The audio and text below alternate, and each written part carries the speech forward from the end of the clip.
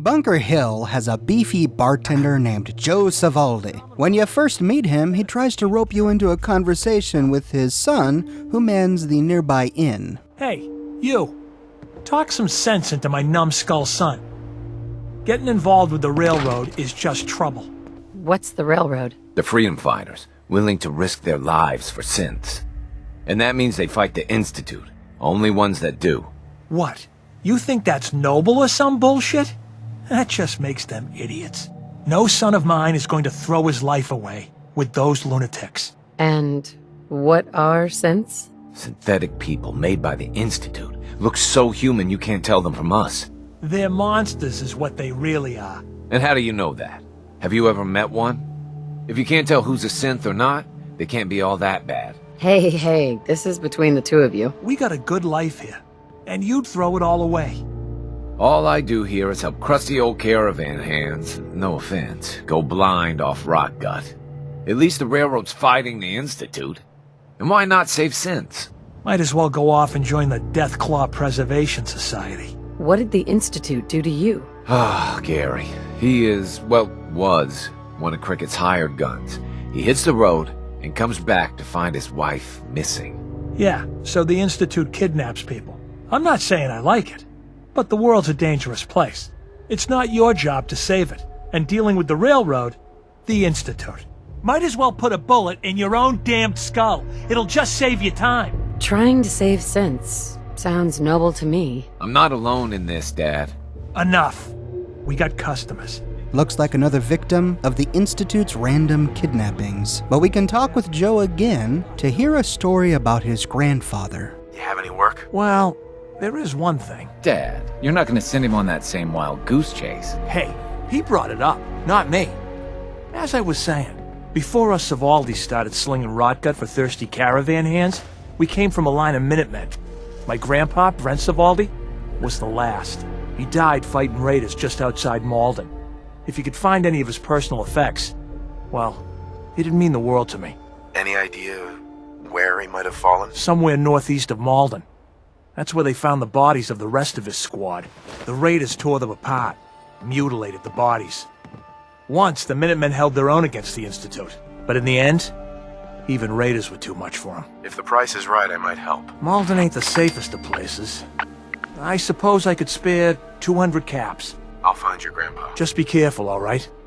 I don't want any more deaths on my conscience. It's interesting that Joe, a man who thinks that anyone who fights the Institute are idiots, would come from a long line of Minutemen. He must be proud of his grandfather to want any relic from the man, any heirloom that would remind him of the great deeds of his grandfather. But if it's idiocy to stand up against the Institute, and that's his reason for disliking the railroad, why would he not also dislike the Minutemen? But at any rate, Bret Savoldi, Minuteman soldier 2 generations ago. How are we going to find evidence of what happened to a man who disappeared 2 generations ago? Well, we start by heading north from Greentop Nursery. Just a short walk away, we arrive at the old Gullet Sinkhole. If you come from the north facing south, you immediately hear a familiar but disturbing sound.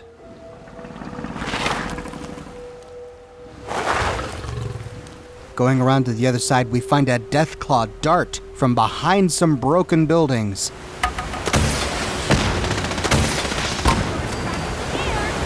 A few missiles make quick work of him. 200 years have not been kind to the Malden area.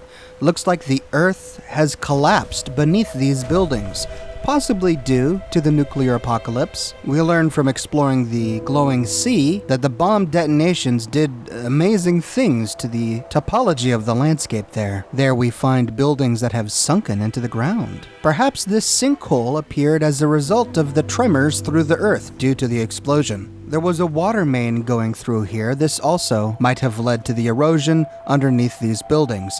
Perhaps the water pipe cracked and the leaking water gradually washed away the earth underneath these buildings until the buildings crumbled into the hole. There's a small cave just above the sinkhole. I expected to find a yaoguai here, but instead I found 2 stingwings. Well, that was a whole lot of nothing.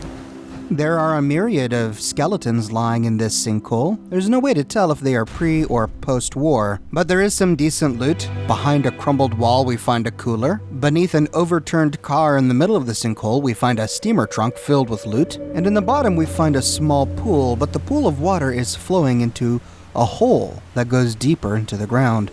If you are in power armor, you can wade through the water unharmed, but if you try to swim through it without power armor on, you immediately get sucked towards the hole, until down we go. We land inside a well-lit cavern. The sunlight from above streams through well, and the water flows down in a waterfall before collecting in a pool at the bottom. The only living things we find here are a few radroaches. That I'm never gonna forget. But it looks like this sinkhole has victimized many different creatures. We find a dead Brahmin and multiple dead raiders. Now, according to Joe Savoldi's story, his grandfather died with the Minutemen while they were defending the citizens of Malden from a raider attack. We find these dead raiders, but these are fresh corpses. Grandpa Bret Savoldi went missing generations ago. But maybe we're wrong by thinking that it was generations ago. After all, Joe Savoldi says that it happened when the Minutemen were on their last legs. Perhaps it was only 10 or so years ago. At any rate, these raiders could not be the same raiders that Grandpa Bret Savoldi fought, as we learn when we climb up on top of the nearby mound.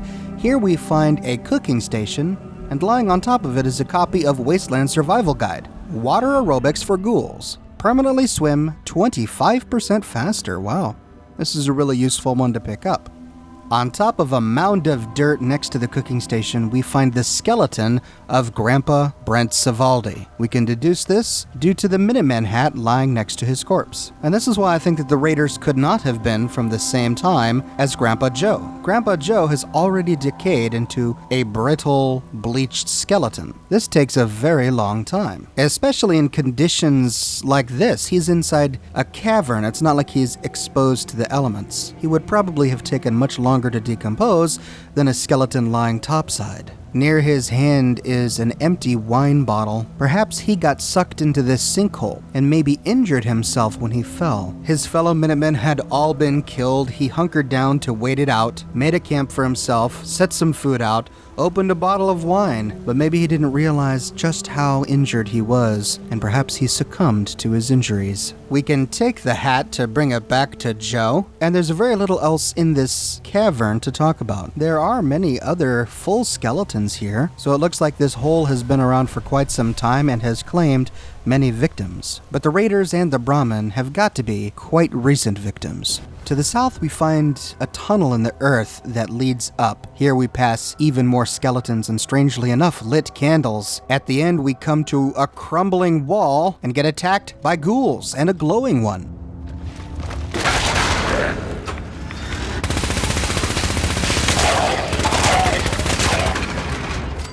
This brings us to the basement of a home. There's very little to loot down here, but we do find the full skeleton of someone. We don't know if it's a man or a woman. It's not wearing any clothes. And then we can climb the nearby stairway to re-enter the Commonwealth. We find ourselves in a pre-war home. On the bottom floor, we find an ammo crate on a table and a first aid kit on a table. Heading upstairs, we find a mattress laying out, and strangely enough, we find a note in a chem cooler called Sleepwalking Note. The strange thing about this note is it makes the legendary item sound effect when you loot it. However, we don't get any miscellaneous quests, we don't get any other notifications, and reading the note is perplexing. Kathy, move your bed downstairs. Your sleepwalking is going to be the death of you. Monty. As we loot the nearby safe with a novice lock, we wonder what this could possibly mean. It reminds us of the Sleepwalker's note that we found on that overpass. I haven't done a video on it, but there's a nearby overpass with a Sleepwalker's camp on top, and the Sleepwalker's note very similar to this one inside. There we find the body of a man underneath the overpass. It's clear that he was sleepwalking and he fell to his death. But this encounter is very strange. If we go downstairs, we don't find any skeletons. The most we find is one human leg bone It is directly underneath a gap in the floor, but this house is chained from the other side.